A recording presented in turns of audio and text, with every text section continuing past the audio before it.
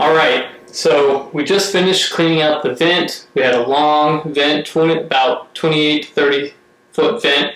I just finished cleaning it, and since it's a long vent, we want as much airflow as possible. So I'll be installing this transition hose. This transition hose is very flexible. It's called DryerFlex, and it's designed to have a bigger opening, bigger mouth to let more air through, less ridges, and it's very flexible yet strong, and it will retain its shape behind the dryer. In most cases, we have hoses that will kink or get crushed behind the dryer, and especially with a lack of space in the laundry room, we want to make sure that the hose is protected. So we install this transition hose. The DryerFlex is very strong.